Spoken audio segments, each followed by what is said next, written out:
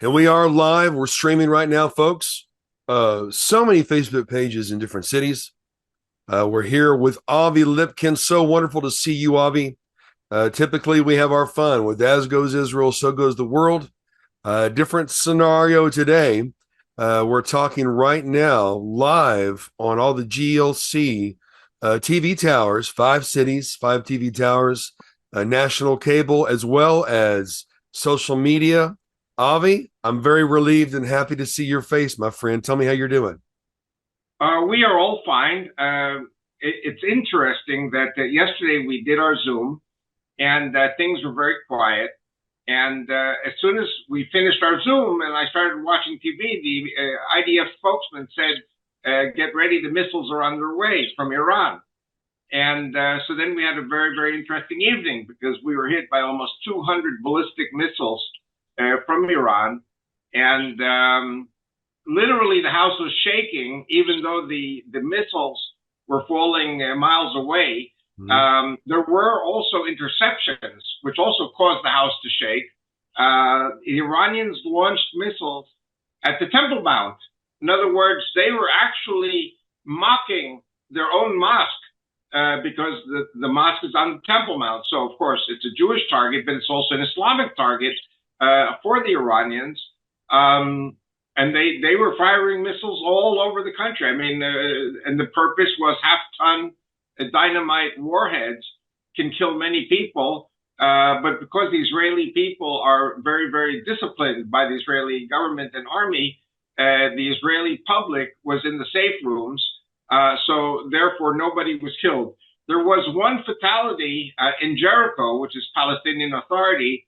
And actually, that was a policeman training at a camp of the Palestinians in Jericho. He was from Jabalia in Gaza. And so he was actually training. So it just shows that we know that there are people training to be Palestinian Authority policemen in what they call the day after. So there was one Palestinian killed, 4 injured. There were a number of Israelis who were injured. There were about 3 injured from shrapnel. There were always some who fall, running to the safe rooms, to the shelters. So we had a few of those also.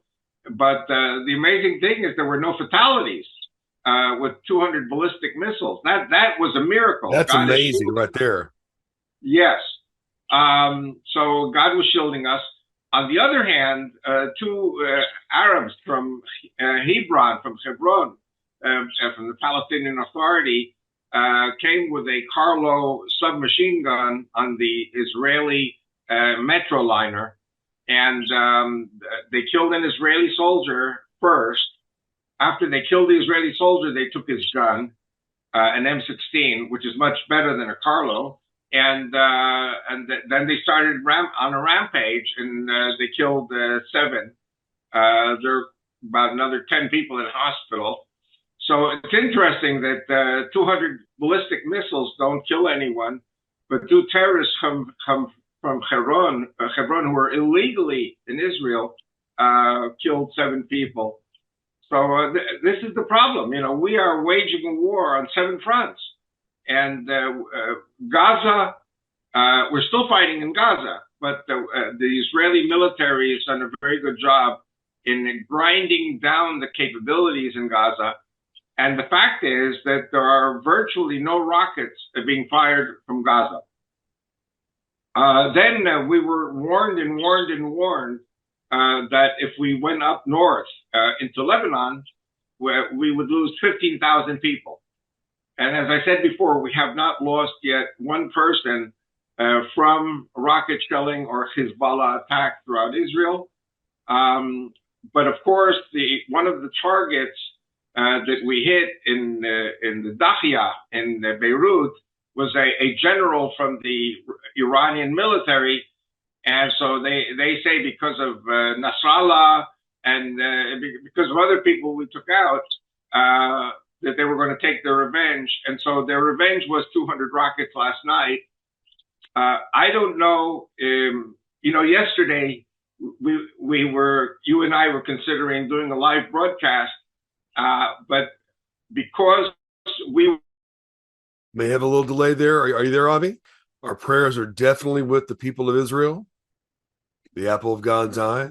generals, and which is, I mean, think for a moment that in another hour we start our New Year holiday of Rosh Hashanah, and Netanyahu is not with his family. He is in the safe room with the generals, planning the next steps. And Rosh Hashanah is the Thursday, Friday, Saturday.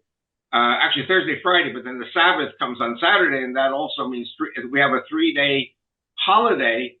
But it looks like there's no holiday for Netanyahu, and so he's now with his top generals reviewing what we're going to do. And I really shouldn't talk because I'm a nobody. I'm not a general, and I'm not a member of the Knesset, at least not yet. The plan for Iran, and everybody knows this, I'm not the only one who's saying this.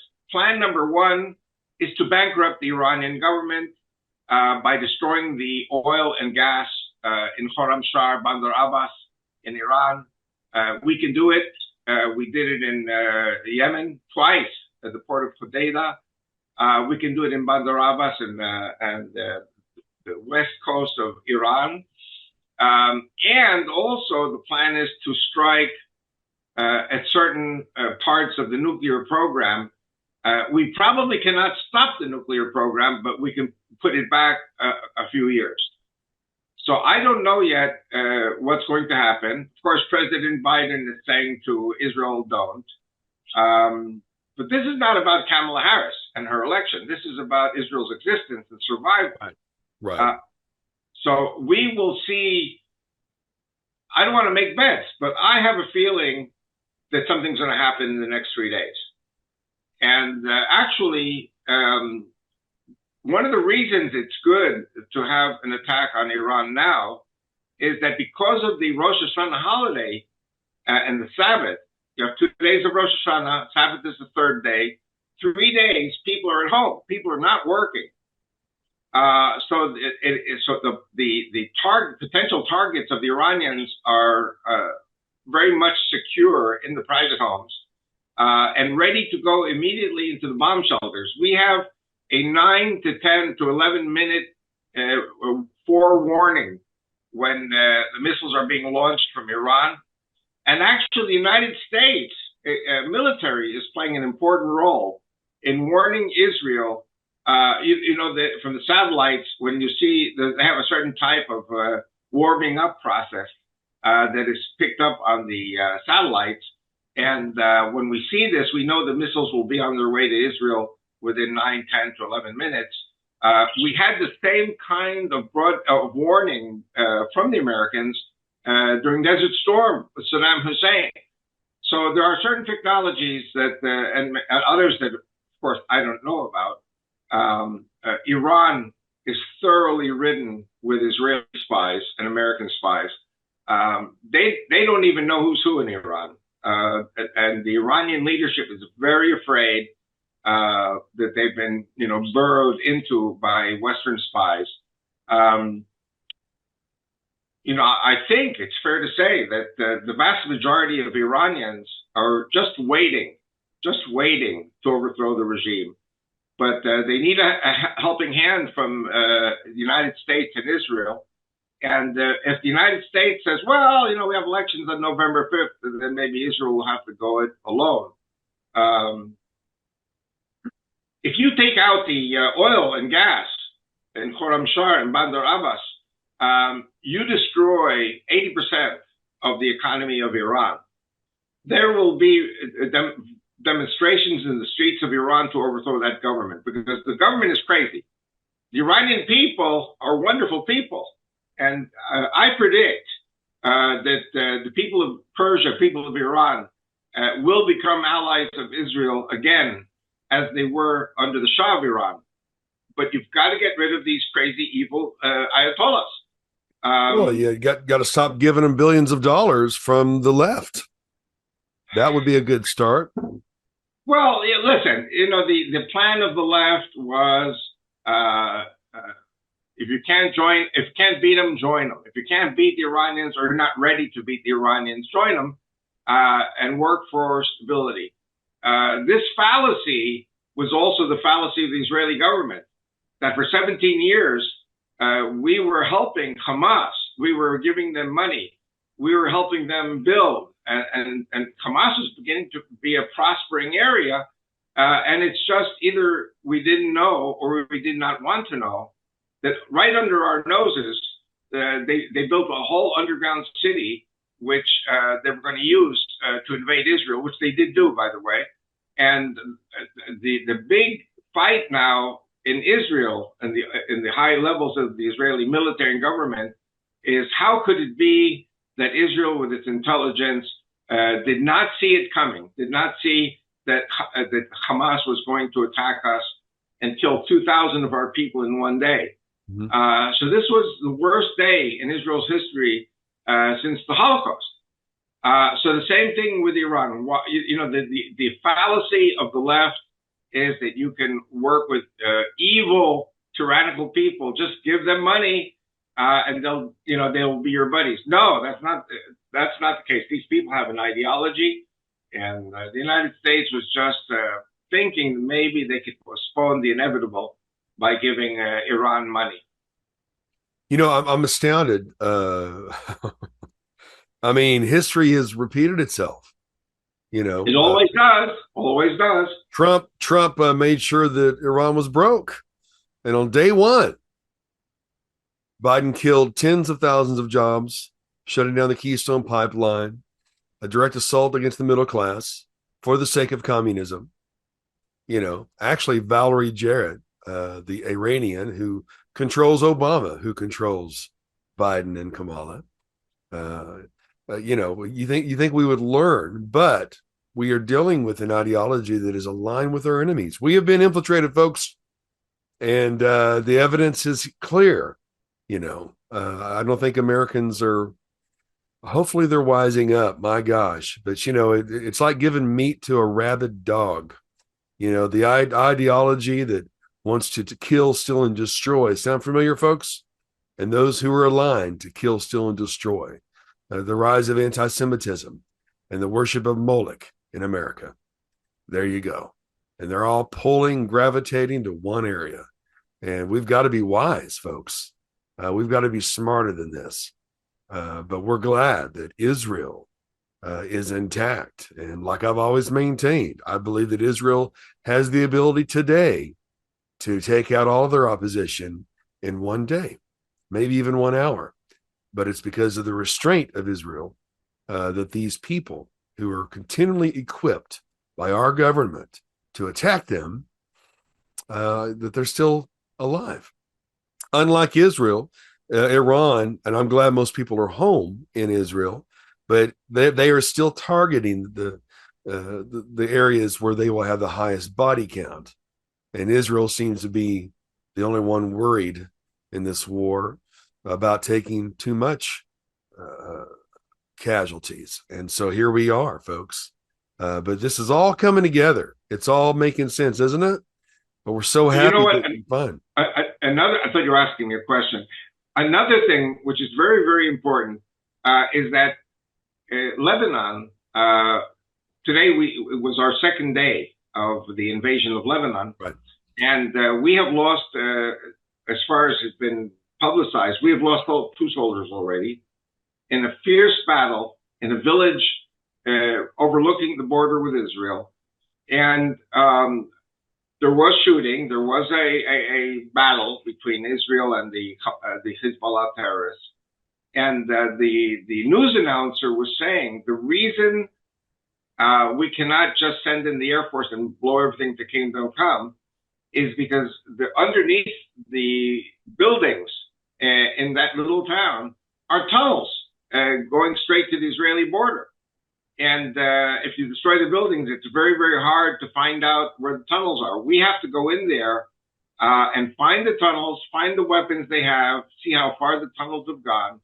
And for that, we have to fight hand-to-hand combat with the Hezbollah terrorists. Because the plan of the Hezbollah terrorists which, by the way, was paid for by Iran, which, by the way, was paid for by the U.S. president and the There you Democrats. go. Yeah. The purpose of these tunnels was to overwhelm the north of Israel with terrorists in the thousands coming across the border, raping, killing, pillaging, burning people to death, chopping heads off. I have to tell you one thing. I don't know if I mentioned this in the past with you, but in 1996, in November, when Netanyahu just became prime minister for the first time, I had the honor of participating in general staff war games. And one of the scenarios that we were told, which is, by the way, something I gave them, because of a Christian messianic leader in Colorado who called me with this secret information, which is verified, and that was that Hezbollah in 1996 was preparing to conquer a third of Israel, the north and the third of Israel, and so this is part of the war games. We were told 3 days the north of Israel would be under Hezbollah occupation. That thousands of Israelis would be killed. That's the reason that the Israeli government forced 60,000 residents of the north to be evacuated to hotels to get them away from the border area. Because the fact is, to this day, we still don't know where the tunnels end. So this is like Gaza. Gaza, by the way, they're still digging tunnels into Israel. We're still fighting war with the Gaza Hamas. They're digging tunnels. And President Biden says don't. So it's like, President Biden says, oh, we're going to defend Israel. I believe that. But they're not going to let Israel win. That's the important thing. We have to defeat the enemy. It's like Nazi Germany at the end of World War II, that you're not allowed to defeat them. You've got to negotiate with them, and you have to have don't. But the Allies didn't have don't. The French and the British and the Americans established 3 military zones in West Germany. The Russians, of course, had the Russian zone. And fighting went on with groups of Nazis until 1947. That's 2 years of fighting hardcore Nazi groups. So we have hardcore Islamic groups in Gaza and in Lebanon. This is not over by a long shot. This is going to be a long war. Very, very frustrating, and of course, only 18 of the millions of Nazis were tried in the Nuremberg trials. Did you know that, folks? Only 18 of them were executed. The others were absorbed into America and Russia and other parts of the world. And of course, the Nazis in Ukraine were never disbanded. The Adolf Brigade is in existence to this day. How about that? Bet you didn't know that, folks. So we are reaping the rewards of not finishing the job. And here we are, the same ideologies that are running this administration, the same players, the same associations. And again, it's all about attacking God's people. And you better wake up to that fact.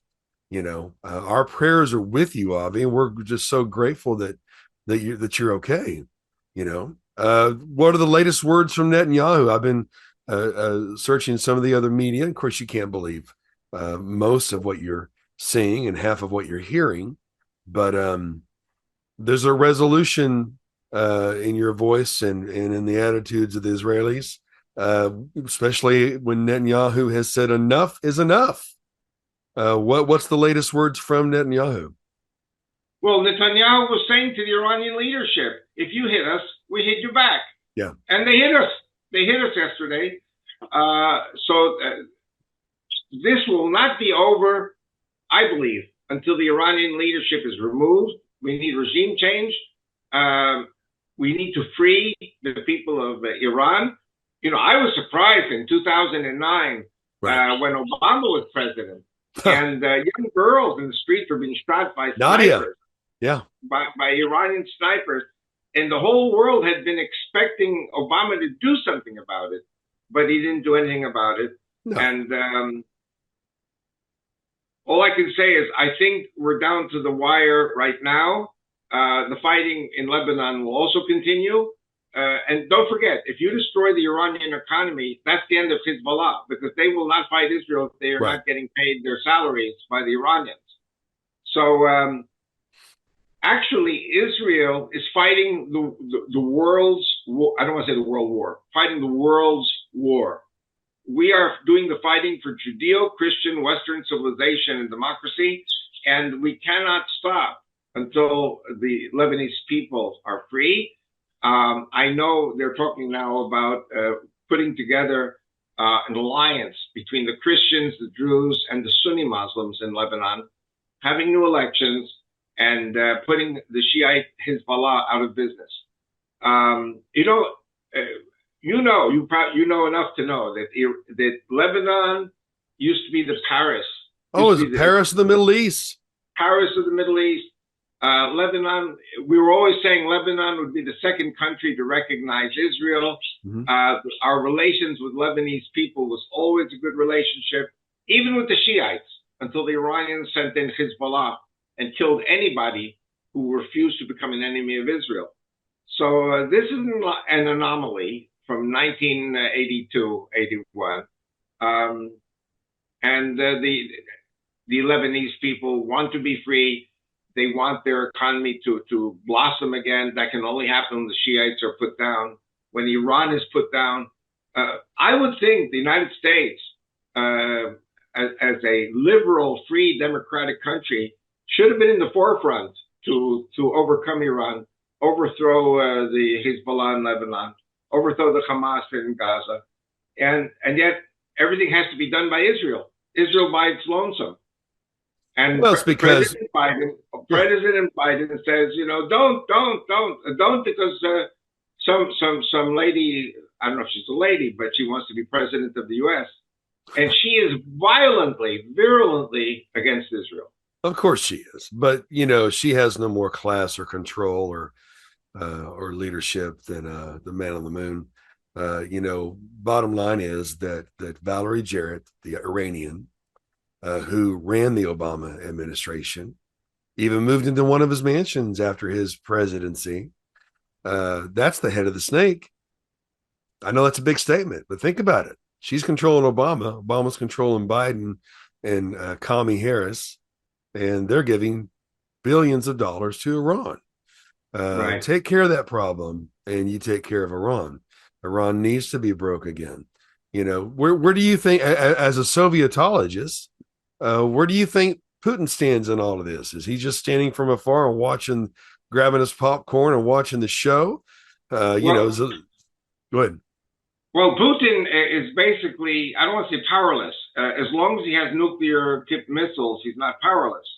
Right. But the moment Iran becomes a free nation and the people of Iran are free, Russia and China and North Korea have lost a partner. They've lost a criminal, psychotic partner. And it's very important. I mean, if I look at this from a geopolitical, global perspective, right, and we have to find a way to prevent Iran from continuing as part of the bloc with the Soviet Union. Zelensky was over here again in a sweatshirt and looking very disgusted because it looks like his $1 billion payouts and hush money is possibly coming to an end. You could just see it all over his face. Yeah. What a time we live in, folks. But we've got to be wise with our actions. Now there is a strike at our ports, and of course, who suffers from that? It's the American people. But the billions of dollars that were made by Big Pharma and the congressman, actually, Joe Biden has benefited the most from Big Pharma since 1994.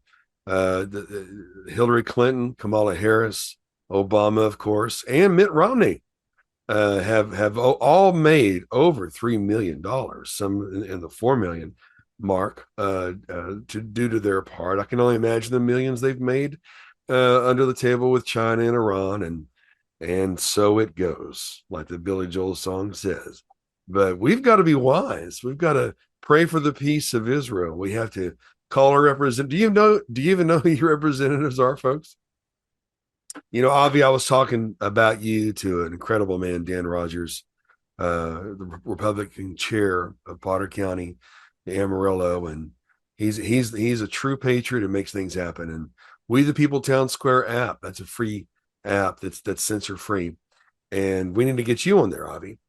People need to lend their support to Avi Lipkin with biblicalalliance.com, and of course their prayers. We pray for a swift end to this war. I don't know. Do you see a swift end, or you see we're just getting started here? Did Winston Churchill see a swift end when England was all alone? And President Franklin Delano Roosevelt was talking about putting aircraft on snow sleds and gliding them across the snow into Canada because the United States was neutral. Crazy, crazy, crazy. The Americans did not come in until December 7th, 1941, after the Japanese attack at Pearl Harbor. So the English basically were all alone fighting the Nazis, fighting the Japanese for 2 whole years. And England is a little bigger than Israel, a little more powerful than Israel. And we have to do, we are already fighting a whole year against Gaza. By the way, something very important before we close the show. On September 11th, 2001, America was attacked by Islamic terrorists. 3,000 Americans died, and the churches were packed for 3 weeks. But then former President George W. Bush said, no, Islam is a peaceful religion. Allah is God. And you know what? Everybody went back to sleep again. Well, yeah. And Halliburton got $1 billion. Yeah, we could talk for years about that. But anyway, my point is the American people are not allowed to know what Islam is. And you know what? My wife is saying to me, don't go to America. They'll arrest you for telling the truth, because the way things are now, anybody who says things that Avi Lipkin says is a hate monger. I'm not a hate monger. I'm just saying America is threatened by a religious enemy that says the way to destroy America is to blow up the major economic buildings, to blow up the economy, to blow this up, to blow that up. And America, as you always say, are having picnics and eating fast food. Well, the project, the Muslim Brotherhood, the project, we will destroy them from within. We will bring down their high places. I mean, the 3-letter agencies have known that, but Obama fired so many non-Muslim generals and replaced them with Muslim generals. Did you know that, folks? Did you know that Biden shut down the peace talks because he wanted Hezbollah and Hamas to be included? Well, they're not nations. Biden did that. He armed Iran. He shut down the Abraham Accords. Okay, folks? And you're just trying to decide who to vote for? Are you serious? Wake up. Fight the battles that so your children don't have to, for God's sake. Pray for the peace of Israel. Stand up. Be a man, and stand with your allies, our only ally. We love you, Avi. Love you too. Happy New Year from Israel.